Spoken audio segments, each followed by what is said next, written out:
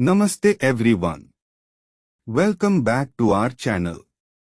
Today, we are diving into a very exciting topic, MongoDB with Spring Data in Java. If you are a beginner looking to connect your Java applications to a powerful NoSQL database, you are in the right place.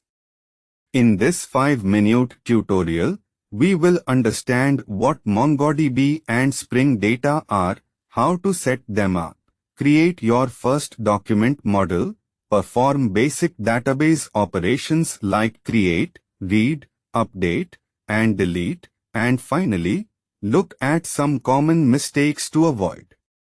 By the end of this video, you will have a solid foundation to start building your own applications with MongoDB and Spring Data.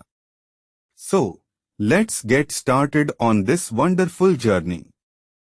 Alright, let us begin by understanding the core components. First, we have MongoDB.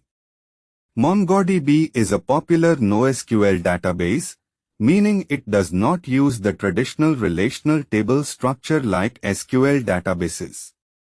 Instead, it stores data in flexible, JSON-like documents.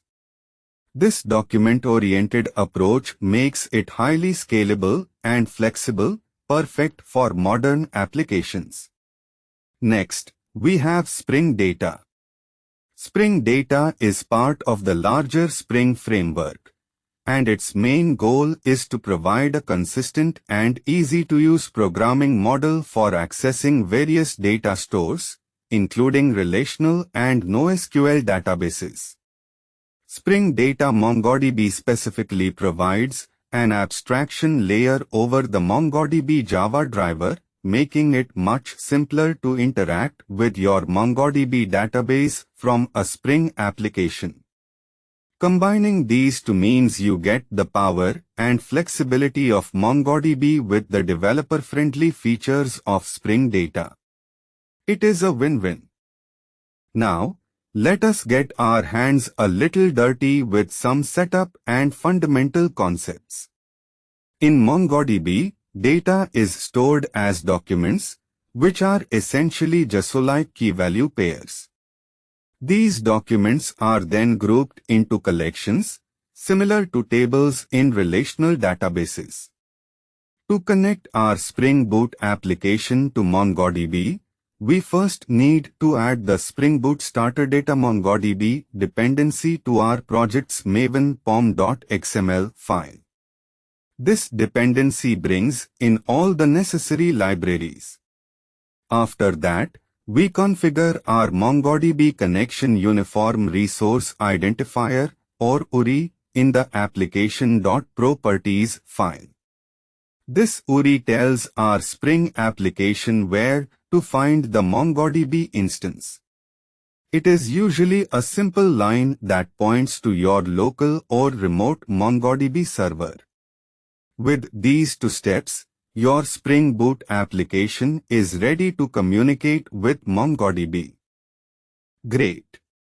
With our setup complete, let us now see how to model our data and interact with it.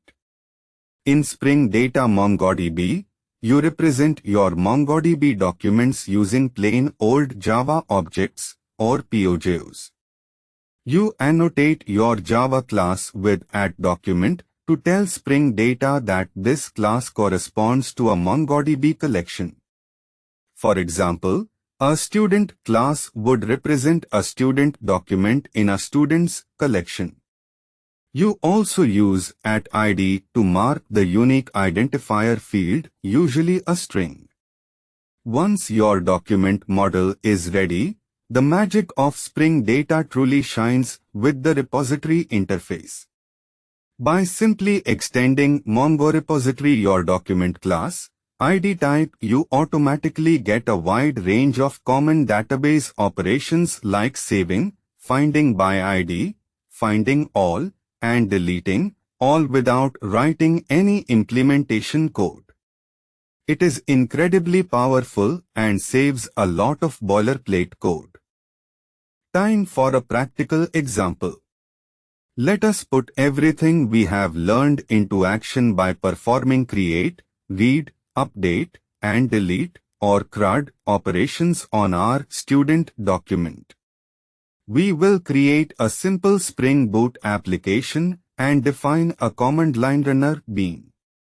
Inside this runner, we will inject our student repository interface. First, we will create a new student object and save it using student-repository.save. Then, we will retrieve all students using student-repository.findAll. Next, we can find a specific student by their ID using student-repository.findByd. Remember, findByd returns an optional to handle cases where the student might not exist. We will then update a student's details and save it again. Finally, we will demonstrate deleting a student by their ID using student-repository.deleteByd. Observe the console output to see how each operation interacts with the MongoDB database.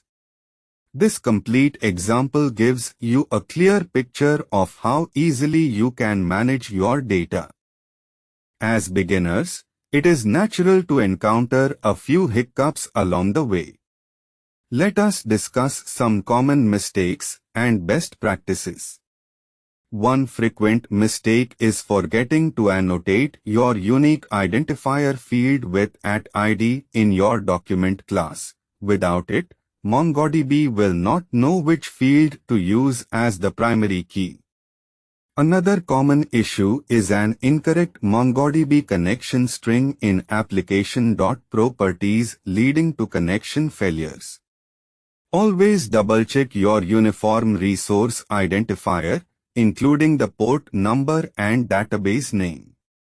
A best practice is to always handle the optional return type from findByd methods gracefully, checking if the value is present before attempting to retrieve it, to avoid null pointer exception errors.